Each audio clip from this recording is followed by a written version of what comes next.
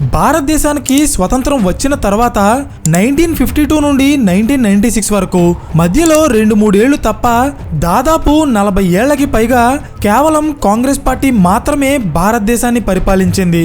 ఇది చూసిన వెంటనే చాలా మంది కాంగ్రెస్ పార్టీకి వ్యతిరేకంగా ఏ పొలిటికల్ పార్టీస్ లేవేమో అనుకుంటారు.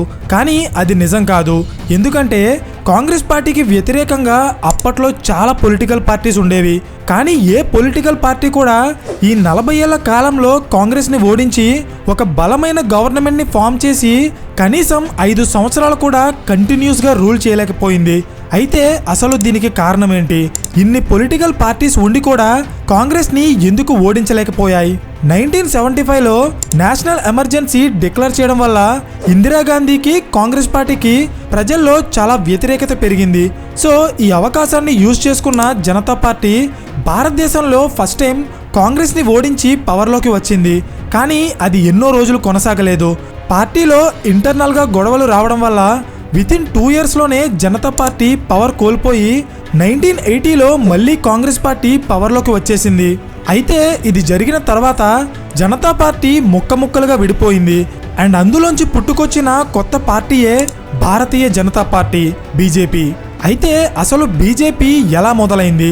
స్వతంత్ర భారతదేశాన్ని 40 ఏళ్ల పాటు సింగిల్ హ్యాండెడ్గా రూల్ చేసిన కాంగ్రెస్కి వ్యతిరేకంగా ఒక బలమైన పార్టీగా ఎదిగి ఈరోజు ఇండియాలోనే కాదు ప్రపంచంలోనే అతిపెద్ద పొలిటికల్ పార్టీగా ఎలా ఆవిర్భవించింది అనేది నేను ఈ వీడియోలో చెప్పబోతున్నాను. Hello everyone, welcome to today's video and this is your friend Surya. Bharatiya Janata party అఫీషియల్గా 1980లో ఒక సెపరేట్ పార్టీగా ఏర్పడినప్పటికీ దాని వెనకున్న అసలు పార్టీ మాత్రం 1951లోనే స్టార్ట్ అయింది. అదే భారతీయ జనసంఘ్. దీన్ని 1951లో శ్యామ్ ప్రసాద్ ముఖర్జీ అనే వ్యక్తి స్థాపించారు. 1952 జనరల్ ఎలక్షన్స్లో కాంగ్రెస్ పార్టీకి 364 సీట్స్ వస్తే భారతీయ జనసంఘ్కి కేవలం 3 సీట్స్ మాత్రమే వచ్చాయి.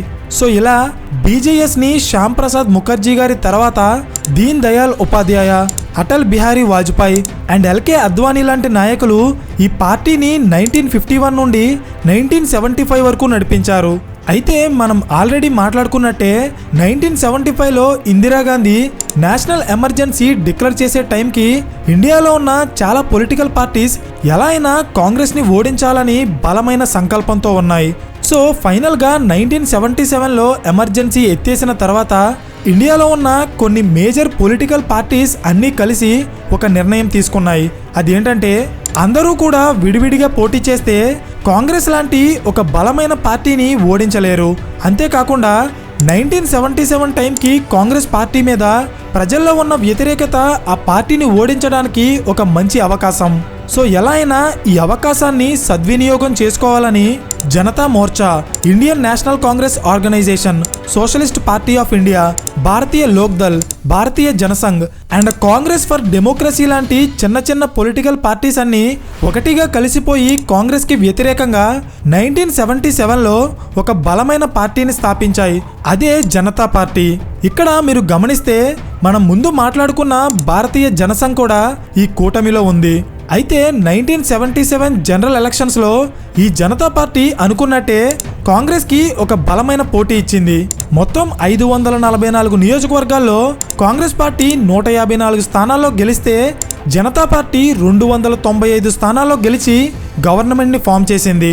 అప్పట్లో స్వతంత్ర భారతదేశంలో కాంగ్రెస్ పార్టీని ఓడించిన మొట్టమొదటి పార్టీగా జనతా పార్టీ ఒక రికార్డ్ని క్రియేట్ చేసింది.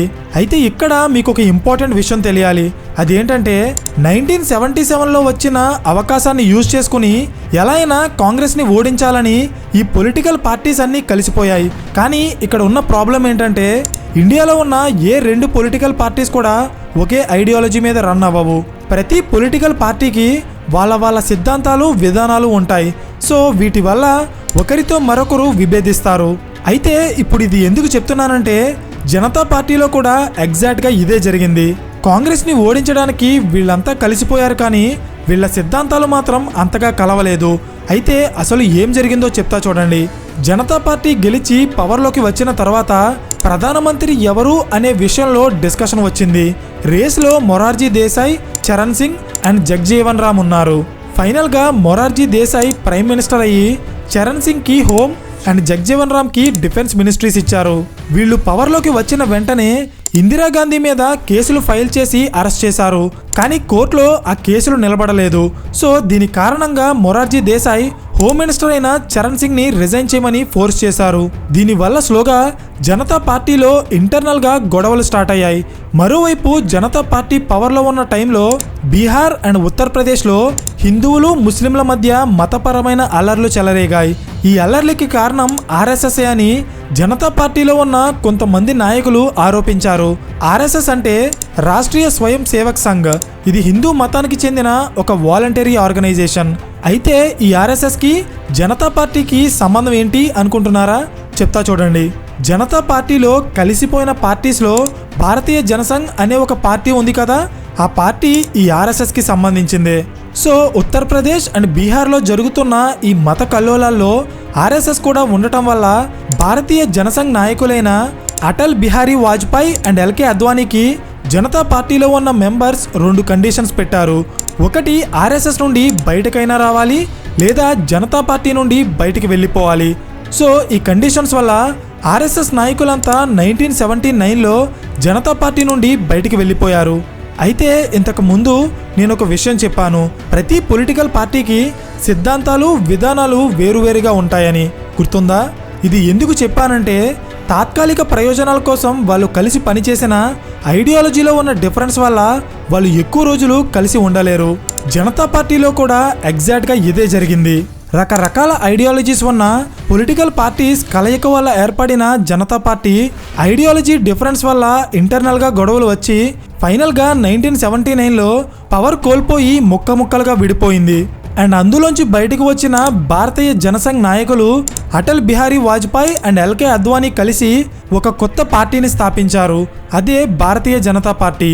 ఈ పార్టీకి వాజ్పేయి గారే మొదటి ప్రెసిడెంట్గా ఉండేవారు. అయితే ఇక్కడ మీకు తెలియాల్సిన విషయం ఏంటంటే భారతీయ జనసంఘ్ అనే పార్టీ కంప్లీట్గా హిందూ మతాన్ని బేస్ చేసుకుని ఉంటుంది. సో వాజ్పేయి గారు దాన్ని మార్చాలని బీజేపీని స్థాపించినప్పుడు మెయిన్గా 2 కొత్త సిద్ధాంతాలు తీసుకొచ్చారు.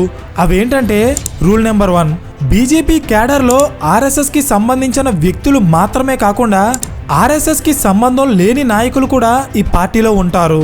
రూల్ నెంబర్ 2, బీజేపీ పార్టీ భారతీయ జనసంఘ్ లాగా కంప్లీట్గా హిందూ మతాన్ని సపోర్ట్ చేయకుండా అన్ని మతాలని సమానంగా చూస్తూ సెక్యులరిజంతో పాటు గాంధీ గారు ప్రపోజ్ చేసిన సోషలిజంని కూడా ఫాలో అవుతుంది. సో ఈ 2 కొత్త సిద్ధాంతాలని బేస్ చేసుకుని 1984లో బీజేపీ ఎలక్షన్స్లో పోటీ చేసింది. కానీ ఆ ఎలక్షన్స్లో బీజేపీ చాలా దారుణంగా ఓడిపోయింది. దీనికి రీజన్ ఏంటంటే బీజేపీని స్థాపించినప్పుడు చాలామంది దాన్ని కంప్లీట్గా ఒక హిందుత్వ పార్టీగా చూశారు. కానీ వాజ్పేయి గారు అన్ని మతాలని సమానంగా చూస్తూ సెక్యులరిజం అండ్ గాంధీయన్ సోషలిజం అని అనౌన్స్ చేశారు. సో ఇది ఓటర్స్లో కన్ఫ్యూజన్ని క్రియేట్ చేసింది. అండ్ మరొక వైపు ఇందిరాగాంధీని టెర్రరిస్టులు కాల్చి చంపేశారు.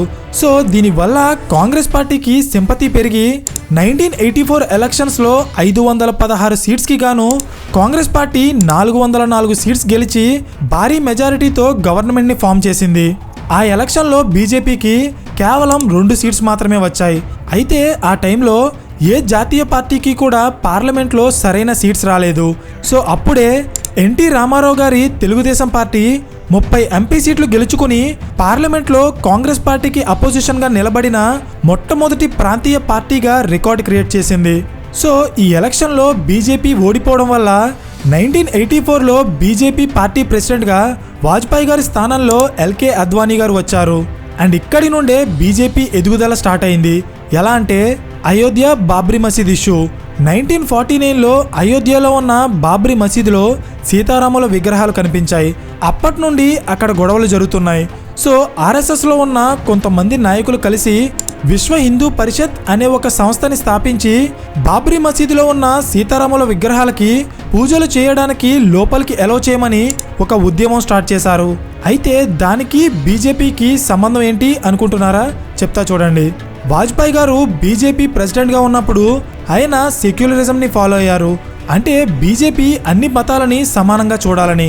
కానీ ఎల్కే అద్వానీ గారు బీజేపీ ప్రెసిడెంట్ అయ్యాక ఆయన ఈ బాబ్రీ మసీద్ ఇష్యూలో విశ్వ హిందూ పరిషత్కి సపోర్ట్ చేసి దాన్ని వాళ్ళ ఎలక్షన్ మేనిఫెస్టోలో పెట్టారు. అండ్ దీని రిజల్ట్ ఏంటో తెలుసా? 1984లో కేవలం 2 ఎంపీ సీట్లు మాత్రమే గెలిచిన బీజేపీకి 1989 ఎలక్షన్స్లో 85 ఎంపీ సీట్లు వచ్చాయి. అండ్ అంతేకాదు, దేశవ్యాప్తంగా ఈ ఆర్ఎస్ఎస్ అండ్ విశ్వ హిందూ పరిషత్ వల్ల బీజేపీ పేరు చాలా వేగంగా వ్యాపించింది. అయితే ఇక్కడ పాయింట్ ఏంటంటే, నిజానికి అయోధ్య బాబ్రీ మసీద్ ఇష్యూ 1949 నుండి ఉంది. అయితే దీన్ని 1951లో స్టార్ట్ అయిన భారతీయ జనసంఘ్ కానీ 1980లో స్టార్ట్ అయిన బీజేపీ కానీ వాళ్ళ పార్టీ ఎజెండాలో పెట్టుకోలేదు. బట్ ఒక సరైన టైం చూసి ఎల్కే అద్వానీ గారు రామ్ జన్మభూమి మూమెంట్కి తన పార్టీ సపోర్ట్ ఇచ్చి బీజేపీని ఒక్కసారిగా దేశమంతా ఎక్స్పాండ్ చేశారు. 1990లో ఎల్కే అద్వానీ గారు అయోధ్య రామ మందిరం ఉద్యమాన్ని సపోర్ట్ చేస్తూ ఒక రథయాత్రని స్టార్ట్ చేశారు. అయితే ఈ రథయాత్రని బీజేపీలో ఉన్న ఒక ముఖ్య నాయకుడు దగ్గరుండి నడిపించారు. ఆయన ఎవరో తర్వాత చెప్తాను, ఇది గుర్తుపెట్టుకో, తర్వాత మాట్లాడుకుందాం. సో ఈ రథయాత్ర జరుగుతున్న టైంలో బీహార్ సీఎం అయిన లాలూ ప్రసాద్ యాదవ్ ఎల్కే అద్వానీని ప్రివెంటివ్ డిటెన్షన్ చేశారు, అంటే బంధించారన్నమాట. అండ్ ఇది జరిగిన సరిగ్గా 2 సంవత్సరాలకి, అంటే 1992లో ఆర్ఎస్ఎస్ అండ్ విశ్వ హిందూ పరిషత్ నాయకులు అయోధ్యలో ఉన్న బాబ్రీ మసీద్ మీద అటాక్ చేశారు. అండ్ అక్కడ జరిగిన అల్లర్లలో సుమారు 2000 మందికి పైగా ప్రజలు చనిపోయారు. అయితే ఈ గొడవల్లో ఎంతో మంది Vishwa Hindu Parishad, RSS and BJP నాయకులని గవర్నమెంట్ అరెస్ట్ చేసి లోపలేసింది. సో ఈ ఇన్సిడెంట్స్ అన్నీ కూడా బీజేపీకి అడ్వాంటేజ్గా మారాయి. దేశం మొత్తంలో బీజేపీ పాపులారిటీ విపరీతంగా పెరిగిపోయింది. ఫైనల్గా ఈ గొడవలన్నీ కంట్రోల్ అయ్యాక 1996లో ఎలక్షన్స్ వచ్చాయి. ఆ ఎలక్షన్స్లో బీజేపీ 161 స్థానాల్లో గెలిచి పార్లమెంట్లోనే అతిపెద్ద పార్టీగా ఆవిర్భవించింది. కానీ ఇక్కడున్న ప్రాబ్లం ఏంటంటే 1996 ఎలక్షన్స్లో ఏ పార్టీకి కూడా గవర్నమెంట్ ఫామ్ చేయడానికి కావలసిన మెజారిటీ రాలేదు. అంటే గవర్నమెంట్ని ఫామ్ చేయాలంటే ఒక పొలిటికల్ పార్టీ దగ్గర 50% కంటే ఎక్కువ సీట్లు ఉండాలి. 1996 ఎలక్షన్స్లో మొత్తం 545 లోక్సభ స్థానాలు ఉన్నాయి. సో గవర్నమెంట్ని ఫామ్ చేయాలంటే ఏ పార్టీకైనా 273 సీట్లు కావాలి. కానీ ఏ పార్టీకి కూడా 1996లో అన్ని సీట్లు రాలేదు. సో దీని కారణంగా బీజేపీ నుండి వాజ్పేయి గారు 1996లో ప్రైమ్ మినిస్టర్గా ప్రమాణ స్వీకారం చేసిన పార్లమెంట్లో సరైన మెజారిటీ లేక కేవలం 16 రోజుల్లోనే ఆయన ప్రధానమంత్రి పదవి నుండి దిగిపోయారు. మళ్ళీ 2 సంవత్సరాల తర్వాత, అంటే 1998 జనరల్ ఎలక్షన్స్లో వాజ్పేయి గారు ఒక స్టెప్ తీసుకున్నారు. అదేంటంటే సింగిల్గా పోటీ చేయడం వల్ల కాంగ్రెస్ని ఓడించి సోలోగా గవర్నమెంట్ని ఫామ్ చేయలేకపోతున్నారు. సో దీనికి బదులుగా కొన్ని పొలిటికల్ పార్టీస్ని కలుపుకొని వాళ్ళ సపోర్ట్తో ఒక కోయిలేషన్ గవర్నమెంట్ని స్థాపించాలనే ఇంటెన్షన్తో వాజ్పేయి గారు స్థాపించిన కూటమే ఎన్డీఏ, నేషనల్ డెమోక్రటిక్ అలయన్స్. బీజేపీకి సపోర్ట్ చేసే పార్టీస్ అన్నీ కూడా ఈ కూటమిలో ఉంటాయి.